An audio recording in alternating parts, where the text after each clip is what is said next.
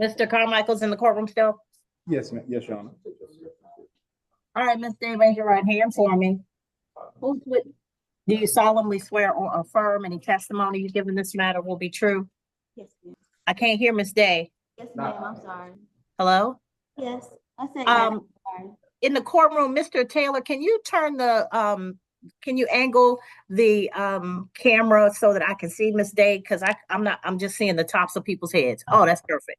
All right. So Miss Day, do you solemnly swear or affirm any testimony you give will be true? Yes, ma'am. All right. Ms. Day, you're before the court for a petition for revocation of probation. This is a 2020 CR 02905 case. Kimberly Bianca Day, you were before this court for driving under the influence on the 20th day of February 2024. You were sentenced to 12 months on probation. You have 1 month and 11 days remaining. You failed to complete 40 hours of community service. You failed to provide proof of completing a level 1 program for treatment, and you are currently $1,440 in arrears. All right, Mr. Taylor, tell me why Ms. Day hasn't done the community service and the treatment program, which if you have a child, you should have been running to get to a treatment program so you can be a better mother. Your Honor, Ms. Day has completed the community service and she's provided proof of completing that community service to Mr. Carmichael. All 40 hours? Yes, Your Honor. Okay. We do admit that Ms. Day has not completed the ASMA level 1 course. That's not the DUI risk reduction. That's the analysis for the treatment. No, they did a substance abuse evaluation, and the evaluator said that she needed additional treatment support. And instead of getting the treatment support, she shows up here with her baby like I won't put her in jail and call DFACS to come get her child. Your Honor, when speaking with Ms. Day, she indicated to me that she was having some financial difficulties with arranging for that ASAM treatment. She does tell me that her father is willing to assist her with the payment for that program, and I told her she would need to get into that program immediately this week if she is given the opportunity to remain outside of custody. The final obligation that she had is a financial obligation that she's been unable to pay, again, due to okay, Ms. Day, if you are working in conjunction with your probation officer, which I encourage everybody to do, then some of this money would have been turned into additional community service hours. But since you waited to the last minute to do the ordered community service hours, you wouldn't have had time to convert some of the money into additional community service. And I'm not sure if you were having financial problems, you knew you were having financial problems 11 months ago, 10 months ago, while we wait until the last minute to come in and say, I can't do the recommended treatment. So not everybody gets. Yeah, it's never a good idea to bring your kid into court, especially when you know you're in trouble and you haven't done anything on probation, and you come to court with your baby. Doesn't mean you can't go to jail, and then the state will be called. And why would you want all that extra, I mean, now that you have to fight for your kid back, and there's just more to it. So you're better off just showing up by yourself, explaining your situation, and more than likely a judge will give you another chance, depending on how many chances you've gotten already. But, it's just not smart. A recommendation for a treatment level. That means you actually need it. They've done an assessment and you are a risk to people. So she goes for an assessment and she needs help and therapy, which is fine. It's okay. But where they're saying, okay, we did an assessment, you need help, you're a danger to not only yourself but others and that little girl that you have in your hands. Like, just go get the help you need. Therefore, they've required you to go to treatment. You can roll your eyes if you want to, but you have a baby. So think about the fact that you put people's lives in jeopardy when you drove drunk the first time. And now they've recommended that you need additional treatment support. But instead of doing that, you come in here sporting your baby like she's some badge that, like I said, will keep me from putting you in jail. Ma'am. She is young. She looks way young and has a little girl, but that is not the smartest idea to bring your baby into court. Like, that's gonna stop a judge for arresting you, and it's just gonna add more problems. So I did see the rest of this. I don't want to spoil it, but they do give her a chance. But if they hadn't, she would have loads and loads of problems with the state being involved, her driving and drinking, all of that, like, just messy. So hopefully she learns from this. I'm a judge today. I'm a mama when I get home. Your Honor, So no, Mr. Taylor, I need to hear from her why we slacking on doing what we need to do. Because they have recognized that she got a problem. Ms. Day? Yes, ma'am. Are you asking, which part are we asking? I'm asking why you before the court not having done what you know you needed to do. Just been struggling. I'm sorry. No, ma'am, no. No. Everybody's struggling. No. Everybody's struggling. So tell me why you couldn't go to counseling over 10 months. Miss, let me just tell you something. You can go tell somebody, look, I'll help you organize your closets, pay me $50. I'll help you clean out your garage, pay me $50. You can make money in a myriad number of ways. You have been eating and surviving and moving through life for the last 10 months, but you haven't been prioritizing what I told you to do. If somebody tells you you need therapy, it's because you need therapy. Yes, ma'am. Sorry, the screen went up. Because if I remember correctly, you were the one who was coming from brunch with your girls and got picked up. Am I mistaken? Yes, ma'am. Which situation was this? I was leaving my job. You was drinking and leaving your job. Oh, okay. That's even worse. Well, no, that was working in the restaurant industry. I stay away from that area now, which is an easy job to get, but I don't want to go back to that lifestyle. I get that, but even saying that sentence tells me you recognize you got a problem, but you waited 11 months and still didn't go to therapy. Well, I paid for the class, but I didn't know I had 30 days after I spoke to the lady to go to the therapy, and that also cost too, I believe. And by the time I set up my appointment, he read the paper. Did you ask questions? No, I didn't know I had. Miss Day, let me just stop you there. How old is your child? She's 1. Is she the only child you got? No. So you have 2 children, and you know you're facing jail if I decide to put you back in jail, but you go 11 months without asking questions about what's going to keep you out of jail. Come on now. As a mama, you thought you would come in here and Judge Hayward's going to be nice and I'm going to bring my baby and she won't put me in jail. Instead of you have a probation officer that you could have asked all these questions of over the course of the last 11 months, but you sign up for stuff, but you don't get full information about it. You have a probation officer, but you don't ask questions. Every probation officer in Clayton County knows what I prioritize, but you don't ask questions. Yes, that's my mistake. You can't afford to make those mistakes. You got 2 people who are dependent upon you. You can't afford to make those mistakes. Who doesn't ask questions about something that's vital to their livelihood? See, you playing me because now you think I'm going to go ahead and let you finish that class. And then when you don't finish the class, I won't have enough time to put you in jail. I could put you in jail first, and then neither one of us would have to worry about anything. I don't think you do. I don't think you do. Because if you understood, you'd have made arrangements for that baby before you brought her up in here.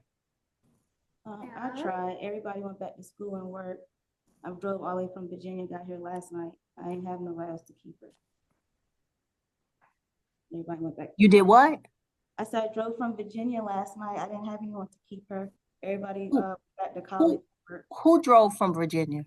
Me, that's where I currently reside. Mr. Taylor, doesn't a DUI suspend your license?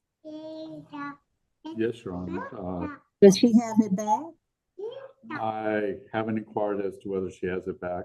It is possible she may have obtained a special permissions license that would allow her to drive to work and to school and to hospitals. But Mr. Taylor, talk to her. Yeah, Let's verify she got a license before I go any further with her. Yes, Your Honor. I did my, Let's-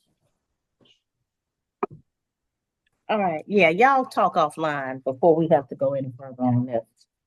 All right, I'm ready. Mrs. Day's license and found that it is currently valid Okay, status, so she's able to drive on it.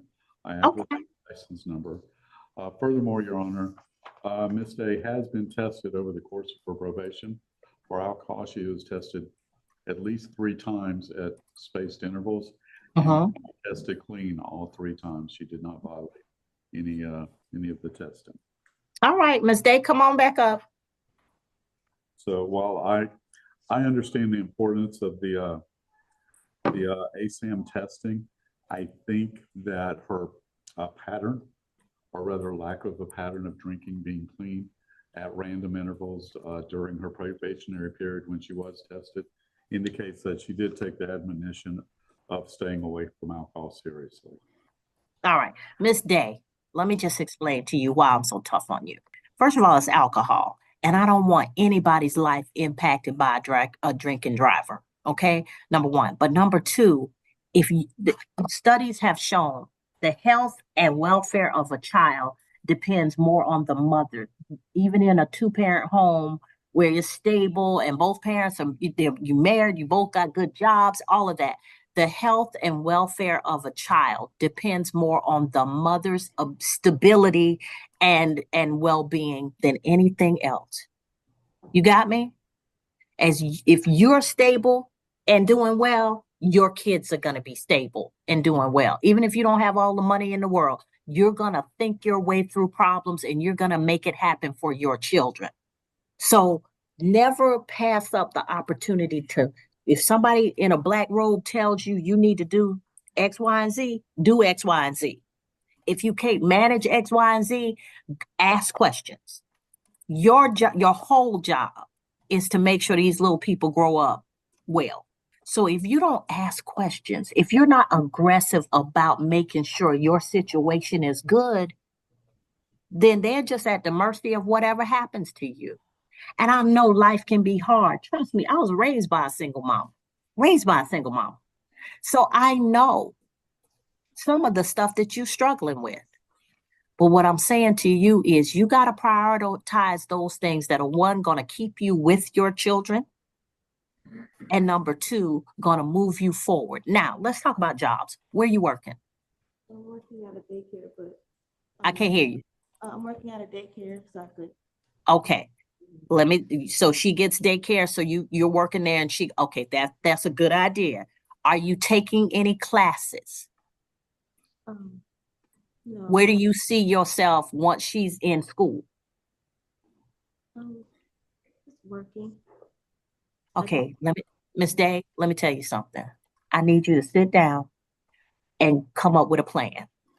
Okay? My mama got 2 degrees while I was a kid, like in school.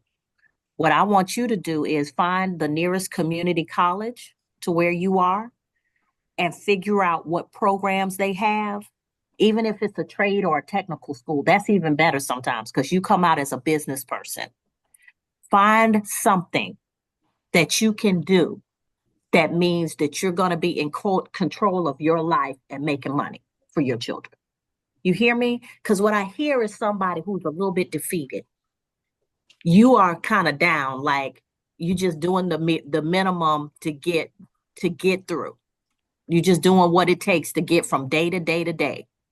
And you surviving. But what I want you to start thinking about is you have to thrive. So you got to have a plan. Every spiritual philosophy that I've ever heard of is that Christianity, Buddhism, everywhere, they all talk about how important it is to have a vision and to manifest things into your life. Plan those things, write those things down, speak those things into existence. So you have right now, you down. I get you. It's been a lot. But what I need you to do when you get back home and you safe in your house and your kids are asleep, you need to sit down at your table, get you a hot chocolate or some tea, and get you a notepad and start thinking about stuff you like to do, stuff you can make money at doing, stuff that's going to bring you into a career field, a trade, a business, something. And then the next step is to seek out how to find that resource. Okay? There are programs for working mothers. There are programs, nursing programs are looking for people. You got me? If nursing is your thing, if you're not scared of blood and fluids, then they're looking for people. But Miss Day, you can't just exist. You got two little people who depend on you. And you got to get out there and make it happen. And part of that is being aggressive about things and asking questions. You got to go after it. You can't just let it happen to you. You got me? Yes, ma'am. Okay. A lot of what I do is shock and awe. Because when I get you in here and I see that you're not acting like you acting like life is beating you down, I got to shock you. I got to get you back up. Okay? Yes, ma'am. All right. What's the recommendation, Mr. Carmichael? Probation recommend, wants to follow the recommendation that Mr. Taylor proposed earlier, and that she gets the ASMA level 1, enroll in that by the end of this week. Okay. As far as payments, I wanted to discuss that with you, or discuss with Mr. Taylor about a possible alternative. Whether we can, the program. I'm not just pressed about payments right now. She's got a lot on her. Yes, ma'am. I'd rather her complete the ASIM level 1s, and if she does that, I'm gonna be okay. Understood. But Miss Day, Yes, ma'am. recognize, like I said, it's not gonna happen for you. Nobody's gonna show up at your door and hand you a good job and $1 million. It's not gonna happen. You're gonna have to go get it. And I mean, that means in my lifetime, I've worked 2 jobs. I've had a full-time job and then a side hustle running around, notarizing loan documents, going like just driving all after in the evenings and stuff, working that extra. You've got to be willing to do that. You know, when I grew up, my mama, she was a police officer. She was she taught at a daycare. That's where coming out. That was one of her first jobs. When she got me stable, was she was working at a daycare, but she went back to school. So you've got to start a plan and start thinking about what you can do, because you can't just let life happen to you. All right. All right. So we'll go, Miss. You're going to return to probation. You're going to sign up for your level 1 treatment program class by what's today? Today is Tuesday. By Monday morning, you need to have that completely signed up. Okay, and you need to go ahead and sign and complete that. So by January 12th, sign up for your level 1 program and complete that. All right, Miss Day, I want the best for you and them babies, but I can't do that. I can't do the best for you. Only you can. Yes, ma'am. All right. So on your drive back, you play your good music and you let your mind roam free and just think about all the things that you want to have change in your life and where you see yourself and those babies in a year. Because your whole life can change in 12 months for the good or the bad. I want yours to change for the good. All right. All right. I'm going to send that over, Mr. Carmichael. Thank you, Your Honor. You're welcome. That's all of my cases, ma'am.